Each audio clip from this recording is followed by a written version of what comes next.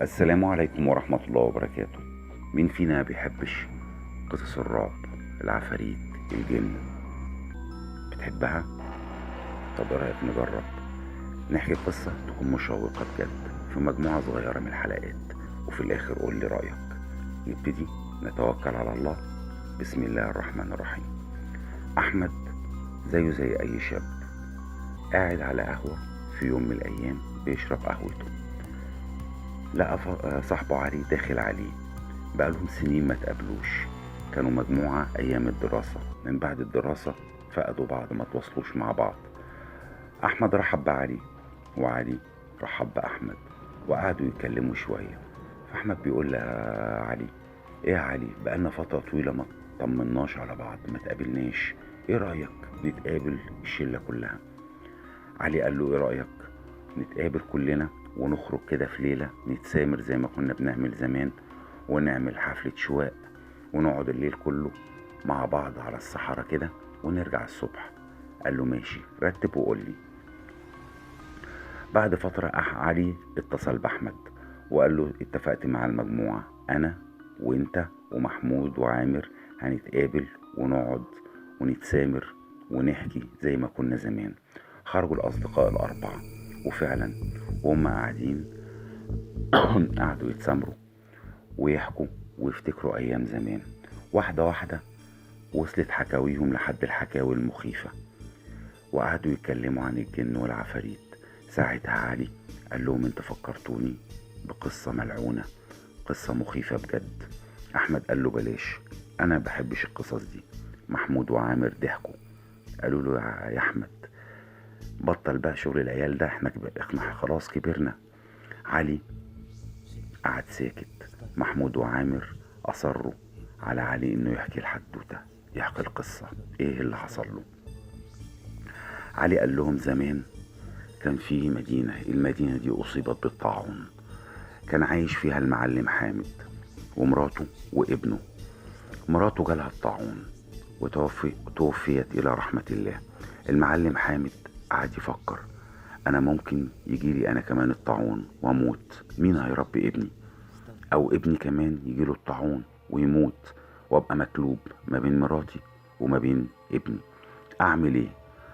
هدا تفكيره إن يجمع حاله وماله وياخد ابنه ويرحل عن المدينة دي. وفعلا خرج من المدينة لحد ما لقى قرية بسيطة منعزلة ما فيهاش المرض دوت. استقر فيها، اشترى بيت ومزرعة وعاش فيها. بس المعلم حامد كان معزول عن أهل القرية، قليل الكلام، ما بيتعاملش مع حد، ما تصاحبش مع حد، شبه معزول، عايش هو وابنه. في يوم من الأيام أهل القرية صبحوا على المعلم حامد مقتول جوه الحظيرة بتاعته، مقطوع راسه عن جسمه، الراس في حتة والجسم في حتة. استدعوا الشرطة. جت الشرطة تدور وتشوف ايه الموضوع ده ويجمعوا الأدلة. الشرطة بتبص لقت جثمان المعلم حامد حوالين منه تعابين سودة ليها فحيح غريب. في نفس الوقت مش لاقيين أي أدلة موجودة حوالين منه. راحوا البيت ملقوش ابنه، يبقى المعلم حامد مقتول والابن مش موجود. قصة غريبة، قصة مريبة، مفيش أدلة، مفيش براهين. واحدة واحدة ومع الوقت بدأت تتقفل القضية ديت، وبدأ يتسمى البيت ده بيت الرعب، والكل يخاف يجي ناحيته. محمود فكر شوية، قال: ايه ده؟ ازاي ده يحصل؟ ممكن تكون مرات المعلم حامد ما ماتتش، وهي اللي جت انتقمت من حاجة بينها وبين المعلم حامد وقتلته وخدت ابنها ومشيت. عامر قال: ممكن.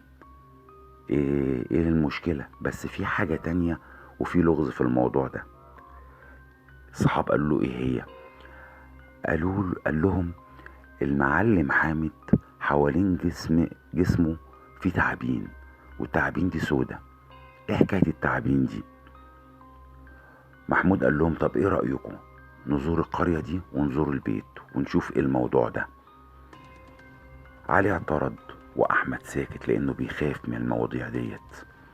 محمود وعامر ضحكوا، وواحدة واحدة اقنعوا احمد، لكن علي كان مرعوب مش عايز يروح. قال لهم خلاص انا هوديكم بس مش هدخل معاكم. قال له خلاص مفيش مشكلة. اتفقوا الأربعة على يوم موعود وخدوا بعضهم وراحوا على القرية. وهم رايحين راحوا بالعربية بتاعتهم على مشارف القرية. وقف علي قال لهم أنا مش هدخل. أحمد ومحمود وعامر نزلوا من العربية وبدأوا يتحركوا على رجليهم. بصوا للقرية. القرية بسيطة مبنية بالطوب الطيني العادي، ما فيهاش أي مشاكل، ما فيش أي حاجة غير طبيعية. سكان القرية عاديين جدا ما فيهمش أي حاجة. وهم ماشيين لقوا راجل عجوز قاعد قدام بيته، فقربوا منه وسلموا عليه. الراجل بص لهم بصة غريبة، فسألوه بعد إذنك عايزين نروح بيت المعلم حامد. هنا بقى الراجل اتحول، بقت نظرته تطق شرار وصوته عالي بغضب. انتوا جايين هنا ليه؟ مفيش حد هنا اسمه المعلم حامد ولا في بيت اسمه المعلم حامد. الراجل بيتكلم بحرقة شديدة جدا وبغضب رهيب وصوته عالي. خرج من جوه البيت شاب قال لهم السلام عليكم. ردوا عليه السلام. قال لهم ايه الحكاية، في ايه يا شباب؟ اقول له والله احنا بنسأل على بيت المعلم حامد، ممكن تدلنا عليه؟